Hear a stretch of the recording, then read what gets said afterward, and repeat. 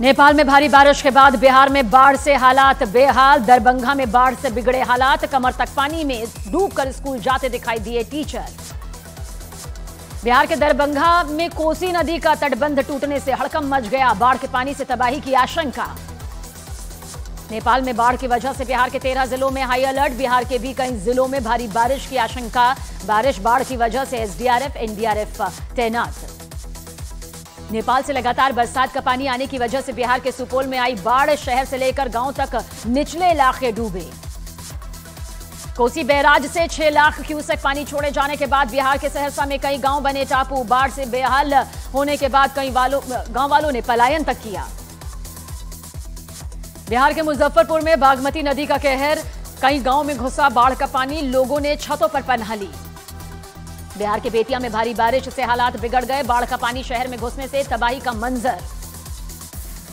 बिहार के मधुबनी में भी कोसी नदी में उफान, निचले इलाकों में पानी भरा। लोगों को सुरक्षित स्थान पर पहुंचाया गया। बिहार के दरभंगा में कोसी नदी में उफान के बाद नदी किनारे कटाव शुरू। प्रशासन ने निचले इलाकों को खाली करवाया। नेपाल में बाढ़, बारिश और लैंडस्लाइड की वजह से अब तक 192 लोगों की जान चली गई। नेपाल के कई जिलों में लगातार भारी बारिश ने मचाई तबाही। नेपाल में राहत और बचाव का काम जारी। 20,000 सैनिक तैनात। नेपाल में भारी बारिश के बाद भयंकर बाढ़, नारायण घाट से लोगों का रेस्क्यू किया गया। नेपाल के धादिङ जिले में बारिश के बाद आई बर्बादी। भारी बारिश के बाद लोगों को खोजने और उन्हें बचाने के लिए अभियान जारी। यूपी के कुशीनगर में गंडक नदी ने मचाई तबाही। गंडक बैराज से 5,65,000 क्यूसेक पानी छोड़ने के बाद कई गांव पानी में डूबे। यूपी के कन्नौज में मूसलाधार बारिश की वजह से एक कच्चे मकान की छत गिर गई। हादसे में 2 बच्चों की मौत।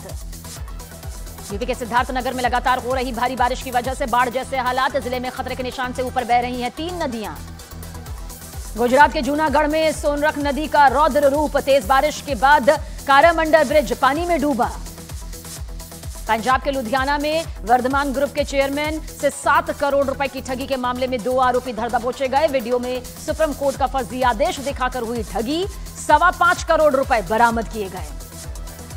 यूपी के बरेली में ज्वेलर्स हत्याकांड के आरोपियों से पुलिस की मुठभेड़। पुलिस की गोली से जख्मी आरोपी लईक और गजरूल गिरफ्तार। यूपी के नोएडा में डीएलएफ मॉल के पास बदमाशों से पुलिस की मुठभेड़। एक बदमाश को लगी गोली, दूसरा फरार। यूपी के गाजियाबाद में फिल्मी अंदाज में मासूम की किडनैपिंग का वीडियो वायरल। मासूम के परिचित पर लगा आरोप, जांच में पुलिस जुटी। लखनऊ में हिजबुल्लाह चीफ नसरल्लाह की मौत के बाद निकाला गया कैंडल मार्च। इजरायल और अमेरिका के खिलाफ जमकर नारेबाजी। यूपी के उन्नाव में गौकशी के आरोप में पुलिस के साथ मुठभेड़। आरोपी के पैर में लगी गोली, तमंचा बरामद। यूपी के गाजियाबाद में बदमाशों से पुलिस की मुठभेड़। 50-50 हजार की इनामी 2 बदमाश को लगी गोली। ज्वेलरी शॉप में चोरी की वारदात में फरार थे। यूपी के कुशीनगर में जाली नोट मामले की जांच के लिए पहुंची एनआईए की टीम। नेपाल और दूसरे विदेशी नेटवर्क की जांच कर रही है एनआईए। यूपी के सुल्तानपुर डकैती कांड के आरोपी मंगेश यादव के एनकाउंटर मामले में राज्य मानवाधिकार आयोग में आज मामले की सुनवाई होगी। सुल्तानपुर के डीएम के जरिए दाखिल रिपोर्ट पर आयोग लेगा संज्ञान। मुंबई की धारावी से हटाया जा रहा है मस्जिद का अवैध निर्माण। मस्जिद के ट्रस्टी खुद तोड़ रहे हैं अवैध निर्माण। बीएमसी कई बार नोटिस भी भेज चुकी थी। दिल्ली के संगम विहार इलाके में युवक की चाकू मारकर हत्या। पुलिस ने आरोपी को हिरासत में लिया। दिल्ली के नांगलोई में पुलिस हिट एंड रन और मर्डर केस में पुलिस ने रजनीश नाम के आरोपी को गिरफ्तार किया। वारदात के वक्त आरोपी ड्राइवर के साथ कार में मौजूद था रजनीश। समाजवादी पार्टी के सांसद अफजाल अंसारी के विवादास्पद बयान पर गाजीपुर के थाने में मुकदमा दर्ज। गांजे वाले बयान पर दर्ज हुआ केस। यूपी के रायबरेली में पत्नी की हत्या का आरोपी पति गिरफ्तार। पत्नी की हत्या कर मिट्टी में दफना दिया था शव।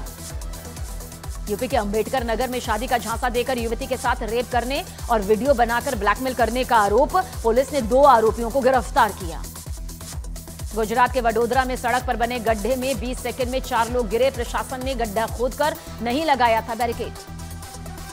गुजरात के अमरेली में शेरों ने हाईवे पर डाला डेरा। शेरों के आ जाने की वजह से हाईवे पर कई गाड़ियां रुक गईं।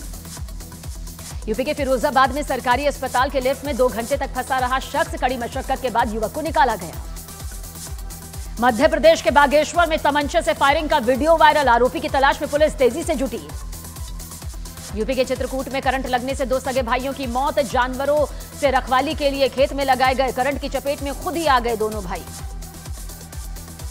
इजरायल के हमलों के बीच लेबनान से 1 लाख लोगों का पलायन। संयुक्त राष्ट्र के मुताबिक लेबनान से सीरिया भागे नागरिक। यमन में हूथी के ठिकानों पर इजरायल का मिसाइल अटैक। यमन के होदैदा बंदरगाह पर देखा भयानक विस्फोट, 4 लोगों की मौत, 29 जख्मी। इजरायल के अटैक में मारा गया हमास का बड़ा आतंकी। दक्षिण लेबनान में इजरायल के एयर स्ट्राइक में अबू अल अमीन हुआ ढेर, हमास ने की पुष्टि। हिजबुल्लाह चीफ नसरल्लाह के मारे जाने के बाद हमास में हड़कंप। हमास चीफ याह्या सिनवार ने बदला अपना ठिकाना, बंधकों को ढाल बनाया। हिजबुल्लाह को आज मिल सकता है नया चीफ। हसन नसरल्लाह के अंतिम संस्कार के बाद हो सकता है ऐलान। भाई हाशिम सफीदीन को मिल सकती है कमान। इजरायल का दावा, नसरल्लाह के साथ 20 और आतंकी भी मारे गए। सुरक्षा यूनिट का हेड इब्राहिम हुसैन जजनी भी ढेर। नसरल्लाह का भरोसेमंद समीर तौफीक दीब भी मारा गया। इजरायली सेना ने किया हिजबुल्लाह के एक और कमांडर को खत्म करने का दावा। इजरायली सेना ने कहा, शुरुआती रिपोर्ट में हिजबुल्लाह की बद्र यूनिट के चीफ अबू रिदा के मारे जाने की खबर। बैरूत के बाद यमन पर हूथी ठिकानों पर इजरायल का सबसे बड़ा हमला। इजरायली फाइटर जेट्स ने पावर प्लांट और बंदरगाह पर की बमबारी। लेबनान पर इजरायल के ताजा हमले में 24 की मौत। इजरायल ने लेबनान के आयन दिलेब पर किया था यह खौफनाक हमला। इजरायल के लगातार हमले के बाद लेबनान के प्रधानमंत्री नाजिब मिकाती का बड़ा दावा, बोले हमलों की वजह से 10 लाख लोग बेघर हुए। ईरान के राष्ट्रपति मसूद ने दी इजरायल को धमकी, कहा अंतर्राष्ट्रीय समुदाय पर अगर इजरायल को नहीं रोका गया तो अपने हिसाब से देंगे इसका करारा जवाब। ईरान के राष्ट्रपति की धमकी पर इजरायल का पलटवार। आईडीएफ ने कहा, धमकी देने वाले हर एक पर करेंगे स्ट्राइक। इजरायल और हिजबुल्लाह के महायुद्ध के बीच आज ईरान पहुंचेंगे रूस के प्रधानमंत्री मिखाइल मुशिस्टिन। ईरान के राष्ट्रपति मसूद करेंगे मुलाकात। इजरायल हिजबुल्लाह युद्ध के बीच इजरायल के समर्थन में खुलकर उतरा अमेरिका। कहा, हर हाल में इजरायल का समर्थन करते रहेंगे। अगर ईरान हमला करता है तो इजरायल की करेंगे हिफाजत। अभिनेता मिथुन चक्रवर्ती को दादा साहेब फाल्के पुरस्कार। केंद्रीय सूचना और प्रसारण मंत्री अश्विनी वैष्णव ने ऐलान किया, 8 अक्टूबर को दिया जाएगा यह अवार्ड। पीएम मोदी ने अभिनेता मिथुन चक्रवर्ती को दादा साहेब फाल्के अवार्ड मिलने पर दी बधाई। एक्स पर पोस्ट किया, मिथुन जी एक सांस्कृतिक प्रतीक हैं, सिनेमा में अद्वितीय योगदान दिया है। असम में देखिए, रेलवे के लोको पायलट रामजी कुमार की दिलेरी। नदी के ब्रिज पर खड़ी ब्रह्मपुत्र मेल के इंजन से 21वीं बोगी पर जाकर किया एयर लीकेज ठीक। हरियाणा के चुनावी रण में गृह मंत्री अमित शाह ने कांग्रेस पर लगाया अग्निवीर योजना पर झूठ बोलने का आरोप। कहा, हर अग्निवीर को मिलेगी पेंशन वाली नौकरी। तमिलनाडु के सीएम स्टालिन ने अपने बेटे उदयनिधि स्टालिन को बनाया डिप्टी सीएम। जेल से बाहर आए सेंथिल बालाजी समेत 4 लोगों को भी मंत्री पद की शपथ यहां पर दिलाई। रक्षा मंत्री राजनाथ सिंह का इशारों में पाकिस्तान पर बड़ा हमला। बोले, सरहद पर बैठकर भारत को नुकसान पहुंचाने का मंसूबा रखने वालों को घर में घुसकर मारेंगे। प्रधानमंत्री नरेंद्र मोदी ने फोन कर जाना मल्लिकार्जुन खड़गे की सेहत का हाल। कठुआ में रैली के दौरान बिगड़ी थी कांग्रेस अध्यक्ष खड़गे की तबीयत। झारखंड के धनबाद में जन आक्रोश रैली में शामिल हुए केंद्रीय मंत्री चिराग पासवान। कहा, पार्टी गठबंधन में चुनाव लड़ेगी या अकेली, चुनाव अधिसूचना आने के बाद फैसला लिया जाएगा। गुलाम नबी आजाद ने बीजेपी पर साधा निशाना। बोले, मैं जम्मू कश्मीर का सीएम था तब अच्छे दिन थे, अब तो बुरे दिन चल रहे हैं। कुमारी सैलजा का बीजेपी पर हमला। बोली, बीजेपी अपना घर संभाले, सीएम का फैसला चुनाव के बाद होगा। यूपी के नोएडा में भीषण सड़क हादसे में 4 लोगों की दर्दनाक मौत। मलबे से लदे ट्रैक्टर ट्रॉली ने कार को रौंदा। पुलिस ने ट्रैक्टर को कब्जे में लिया। दिल्ली में आतिशी सरकार का गड्ढा मुक्त अभियान। सीएम आतिशी ने अधिकारियों के साथ किया निरीक्षण। मनीष सिसोदिया भी निरीक्षण करते नजर आए। रिलायंस फाउंडेशन की चेयरपर्सन नीता अंबानी ने ओलंपिक्स और पैरालंपिक्स में मेडल जीतने वाले खिलाड़ियों को सम्मानित किया। मुंबई में एंटीलिया में हुए एक शानदार कार्यक्रम में खिलाड़ियों का अभिनंदन भी किया। कहा, देश का नाम रोशन करने वाले हर खिलाड़ियों पर सभी को गर्व है। डॉक्टरों के लिए स्वास्थ्य मंत्रालय ने जारी किए दिशा निर्देश। वेंटिलेटर पर रखने की जरूरत के संबंध में पूछी राय। देश में वेंटिलेटर्स की कमी की वजह से मांगी राय। हरियाणा चुनाव के बीच बागियों पर बीजेपी की कार्रवाई। पूर्व मंत्री रणजीत चौटाला बीजेपी से निष्कासित। हरियाणा में बीजेपी ने 8 बोगियों को बाहर किया। जम्मू कश्मीर के राजौरी में सुरक्षा बल की आतंकियों से मुठभेड़। इलाके में 3 से 4 आतंकियों के छिपे होने की खबर। सुरक्षा बलों ने इलाके की घेराबंदी की।